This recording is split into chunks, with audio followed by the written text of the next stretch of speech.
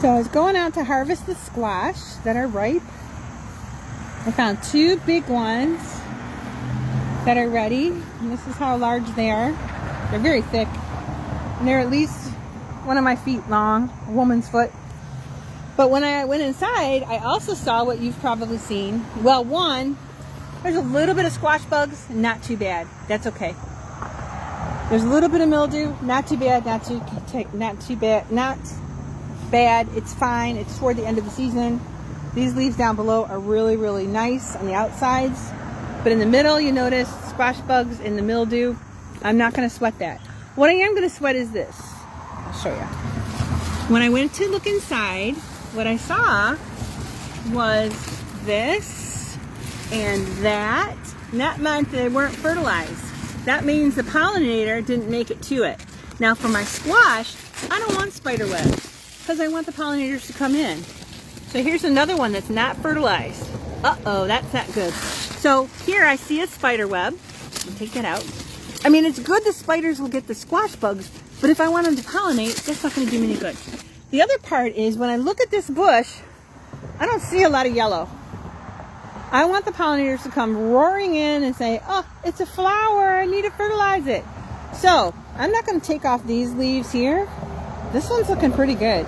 I'm going to start taking off these leaves that are a little bit mildewy and just tossing them to the side so the pollinators can see it and so the mildew doesn't spread and so the air will actually get inside. So I'm going to go way, way, way back into the plant as far as I can. Back here. And, oh, get out of there. There. Flip it.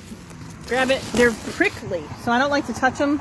I usually wear gloves or I just grab it with my scissors. Just toss it. Let's go back in here. Way, way, way back. Now, they do make squash types that, squash varieties that don't get powdery mildew or they're powdery mildew resistant. So those are always an option.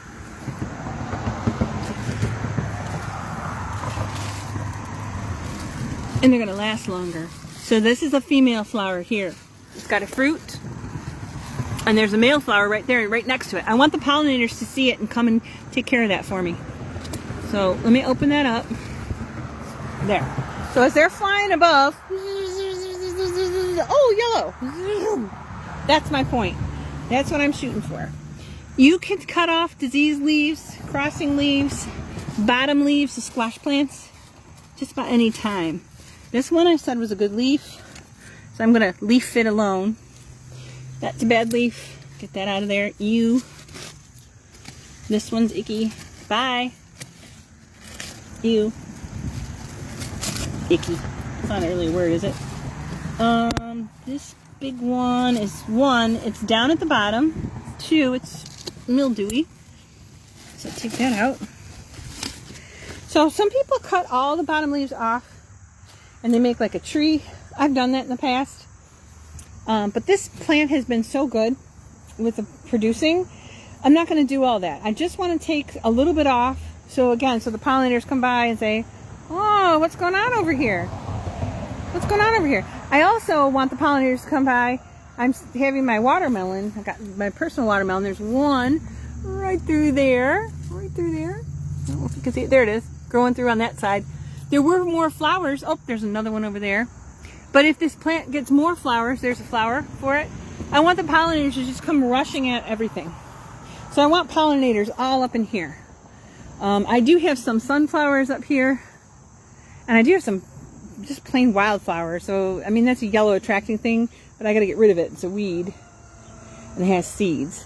I have some sunflowers over here too. But again, I want to attract them to here. So we get fruit that is actually fertilized. So let's see. That's got squash bugs. And it's gross. Let's get rid of it. Bye. See ya. Get out of there. Let's see. There is one that might be okay. Might get fertilized or might be fertilized there. This one's gross. I'm not going to spend a lot of time on it because I don't have a lot of time to spend on it. So I just try to go in and I'm surgically changing the way this plant is attracting pollinators. Just enough to get a couple more squash. Fully formed fruit. Oh, there's one. Got fertilized.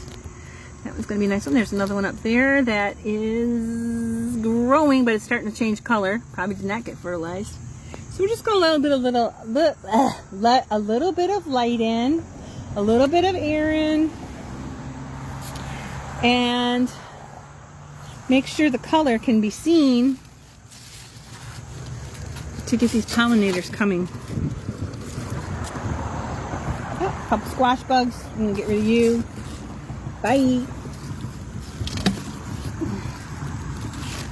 Snip it, grab it with my scissors. Whole bunch underneath that just were born.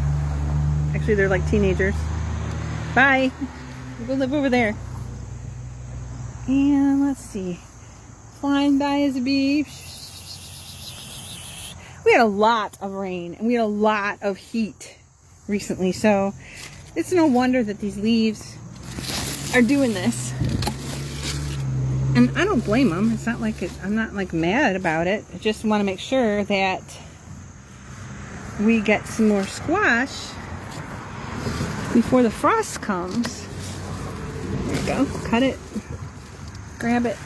Pull it out. Did you know you can make trombones with these too? Look it up on YouTube. You say trombone squash stalks or trombone zucchini stems. Something like that. You can make musical instruments. There you go. Flying, flying, flying. Ooh, there's yellow. See? Yeah. Yep. This one. Put this one out. You want airflow, sunshine.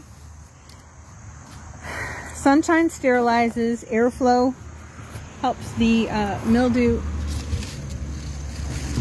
dry. It helps the wetness, the moisture, extra moisture dry up, and the mildew not spread as fast. Now, I'm not holding my breath. There's no guarantees as far as the mildew goes. Once it kind of sets in, it's usually toward the end of the season or right after really wet times, but I want to give it a little bit of a chance at least. Yeah. So you might notice this too with your squash or zucchini. Cucumbers gave up the ghost probably a couple of weeks ago. My tomatoes are starting to get the blight on the bottom leaves. And it's starting to work its way up because it's been so wet. But let's see. We're flying by and we're a pollinator. Ooh, there's a flower. Ooh, there's a flower. Flower. Okay, a little bit of airflow, a little more sunlight. See if we can get some more. Oh, there's a little one I could get right there. So these big ones are good for breads. You can use them just like zucchini for dehydrating, and you could actually dehydrate them and make flour. And for squash casserole, cut them in chunks after you take the seeds out. These are really good for frying up and for for frying up in like get off of there, in like strips with some garlic butter, or frying up in rings. Yummy. Their skins are really thin, so that's why they're delicious. These skins are super thick, a lot thicker than these, probably at least 2 times thicker than the young ones. So anyway, just figured I'd share that with you. There's my squash harvest for today, plus all these. I don't know if somebody eats them. Have not had a problem with deer eating anything, I don't think. I have not seen any deer. Have had bunny issues. Oh, and while I'm on the subject of squash, let me show you something that can happen to your squash. Oh, and this is fun. So I've got butternut squash on Josh's arches on the other side of this fence. It looks beautiful. Nothing is touching it. I don't see any mildew. I don't see any squash bugs. Knock on wood. Nothing is going on over there. There's just a little bit of squash bugs going on here. Let me show you this. This is a volunteer something. We thought maybe it was pumpkin, and it did its own thing, and it's, look at that. Look how far it's gotten from the privacy fence. See, the edge? We're letting it trail along the bottom, which is fine.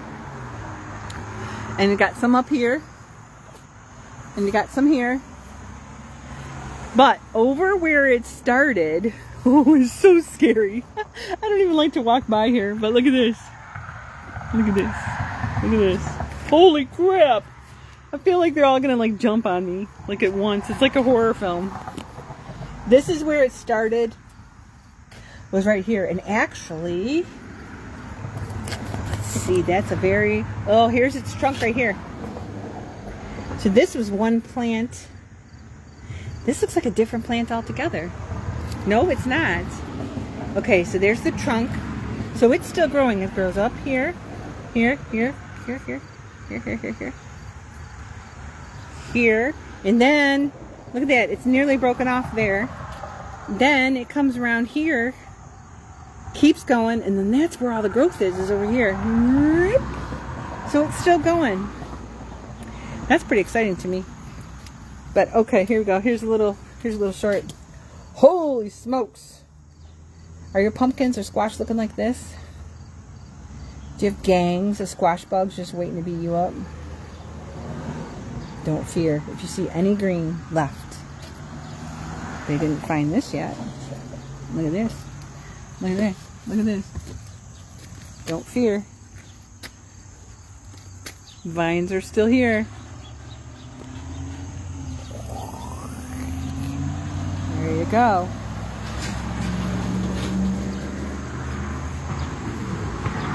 Alright, so there's my short. So let me get back to that. So I'm thinking because they devastated this section here, and they really were hungry, and they worked here, and they multiplied here, I'm thinking they have not made it to the butternut squash right over there.